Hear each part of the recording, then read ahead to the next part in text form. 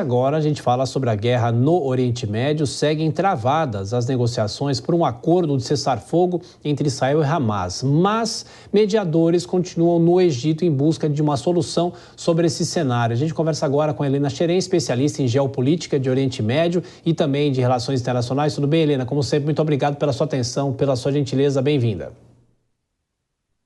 Boa noite, Thiago. Muito obrigada por me receberem. Sempre é meu prazer estar aqui. Muito obrigado. Agora, é interessante o seguinte, a gente já deu essa informação nessa semana, o Hamas apresentou um plano que poderia futuramente redundar no fim da guerra. O primeiro-ministro de Israel, no entanto, classificou os pontos como delirantes, mas hoje os dois lados sinalizaram uma nova rodada de negociações. Afinal, é possível ou não avançar com essas negociações, mesmo com o primeiro-ministro dizendo que não aceita os pontos principais, com a soltura dos reféns a cada 45 dias? Será que Israel pode voltar atrás e aceitar uma proposta como essa? Olha, é muito complicado. Eu pensei 4 pontos aqui para a gente debater um pouco mais sobre. Então, essencialmente, a gente tem, em primeiríssimo lugar, as pressões opostas ao governo de Israel, ao Netanyahu. Ao mesmo tempo, ele tem uma parcela considerável da população exigindo o fim da guerra a qualquer custo. Então, se for para negociar com o Hamas, tá tudo bem, contanto que o conflito acabe, contanto que a guerra acabe, contanto que tenhamos de volta as pessoas que foram sequestradas, né, os reféns.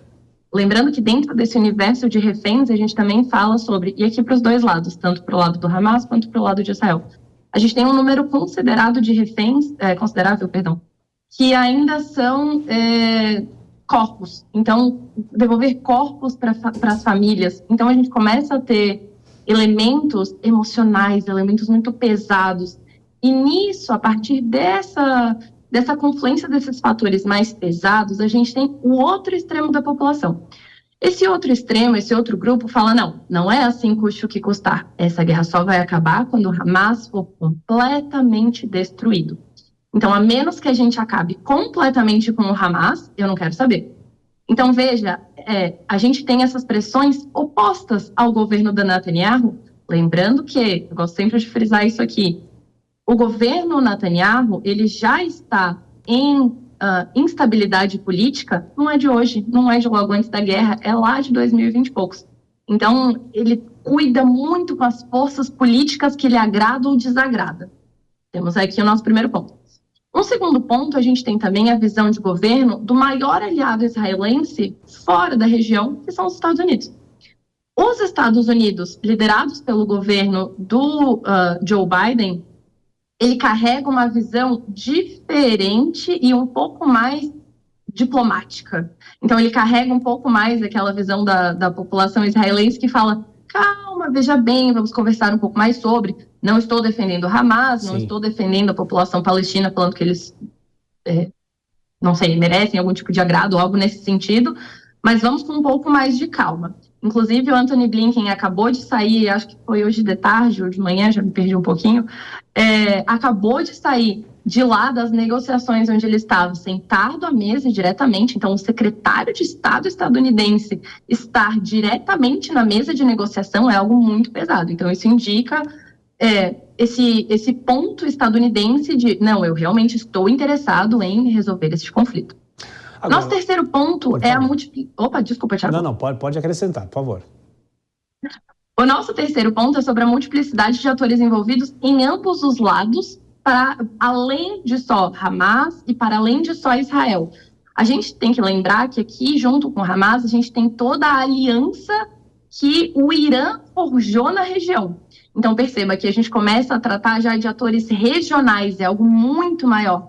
Um dos últimos comentários, faz uma meia horinha, do governo do Netanyahu, foi falando que, se precisar, a gente ataca o Líbano, que, lembrando, no Líbano a gente tem o Hezbollah, que é um grupo aliado ao Irã, que também está ajudando o Hamas.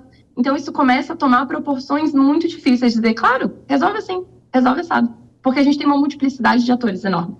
E aqui essa visão de como que a guerra termina é assim, ela será completamente destruindo Hamas, destruindo toda e qualquer potencial célula terrorista, mas também destruindo a população no meio, Ou será que ela termina em algum tipo de diplomacia?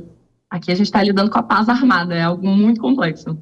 Sim, e só para a gente fechar, em relação à própria relação, né, que a gente vinha falando no começo do conflito, de se negociar com um grupo armado, um grupo terrorista. Há muita resistência em relação a isso ou o mundo vem percebendo que não tem jeito, é preciso fazer uma negociação para acabar com esse conflito, apesar das próprias resistências de Israel? O ponto é que a guerra começou, e teoricamente ela ainda é, entre Israel e o Hamas.